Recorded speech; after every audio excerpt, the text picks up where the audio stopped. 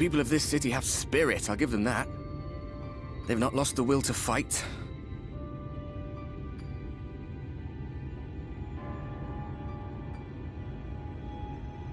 I can imagine how torn you must feel, looking at that sky, knowing what it means to everyone, and that you're responsible.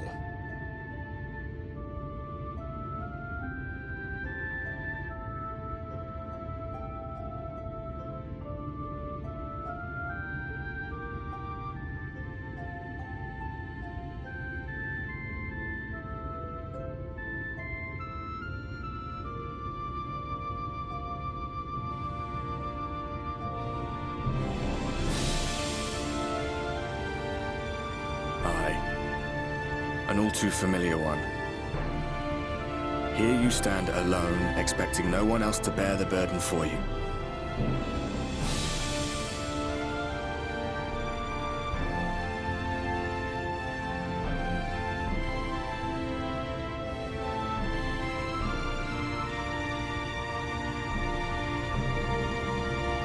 You're in a corner, and there doesn't seem to be any obvious way out.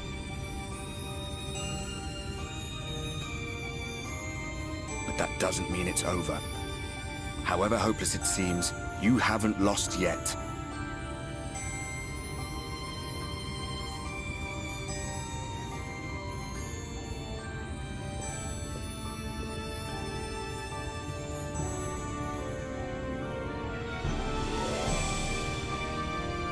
I remember looking up at the sky like this before.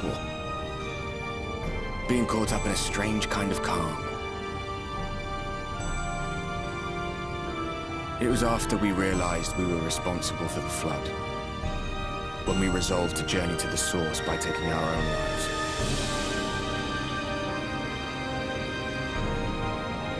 One last sacrifice, one last fight,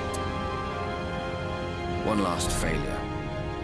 And then the Oracle appeared and, well, you know the rest.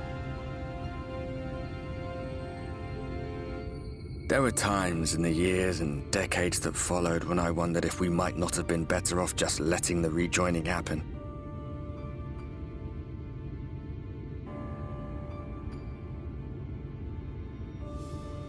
That we'd made one last mistake. But seeing that giant Talos stir to life cured me of any doubts I still had. Always we took the burden of fighting upon ourselves. That's what heroes do, isn't it? So we never had the chance to see anything like that. Our people coming together as one.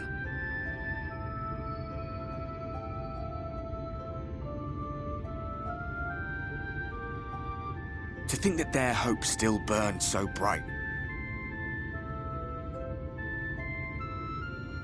That they were still so eager to live, they would lift up their fellows, one on top of the other, till they reached the sky.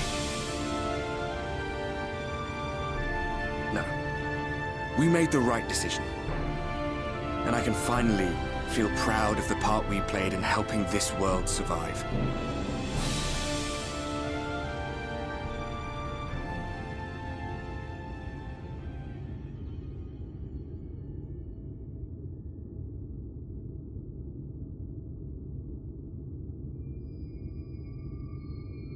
Well, come on then.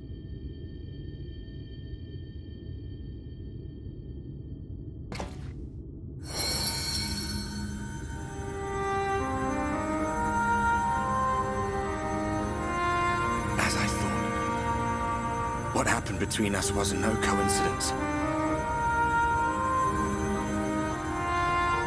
My story may be finished, but the fates have gifted me a minor role in yours.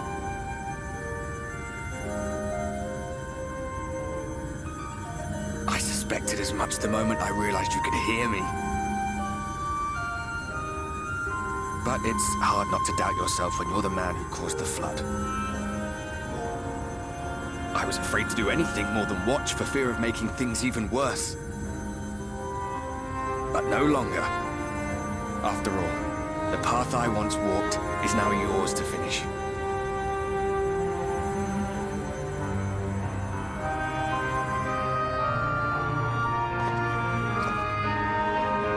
what it's worth, I cast my lot with yours. If you need a push, I'll be right there behind you. If you lose control, I'll do my best to stop you.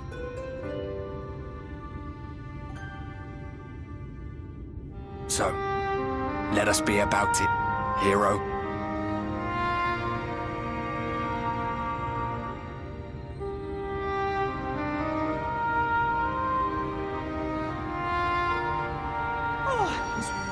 You were up here all alone, brooding and fretting and wallowing in your woes.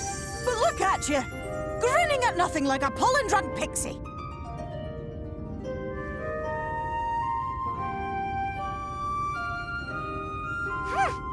Look at what you've done to your ether.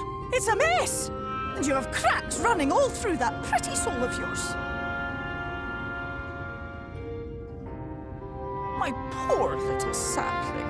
Whatever am I to do with you?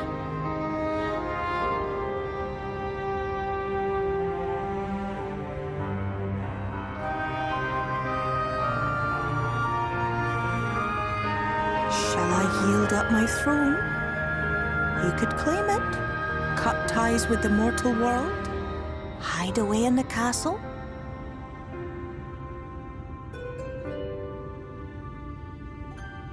It won't fix the problem, but would it really matter?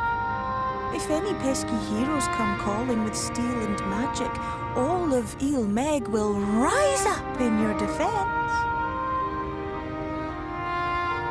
My crown and scepter are yours, if you want them.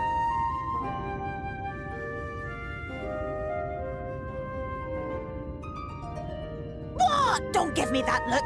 Of course I knew before I asked that you'd never, ever heed such a wicked suggestion.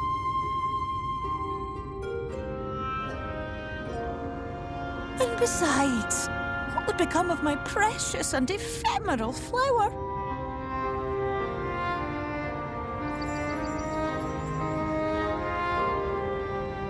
My dear beloved sapling. You are lost, confused, and have precious little time to gather your wits. Your kind is always so preoccupied with what lies ahead, and so we muddle your vision with fog and glamour. But such trickery is easy to see through. Stand very, very still.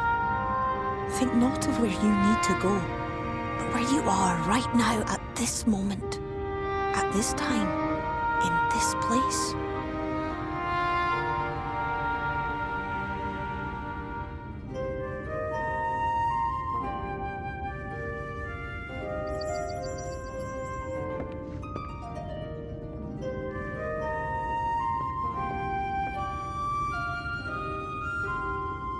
Our cairn of crystal.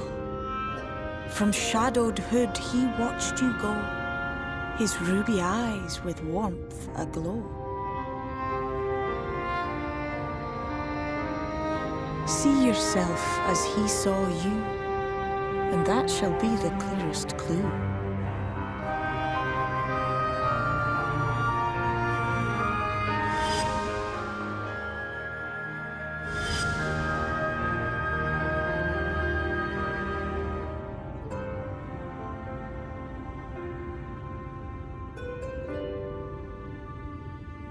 You stand in his garden, dear sapling. Ask his flowers what they know, and you will surely find an answer.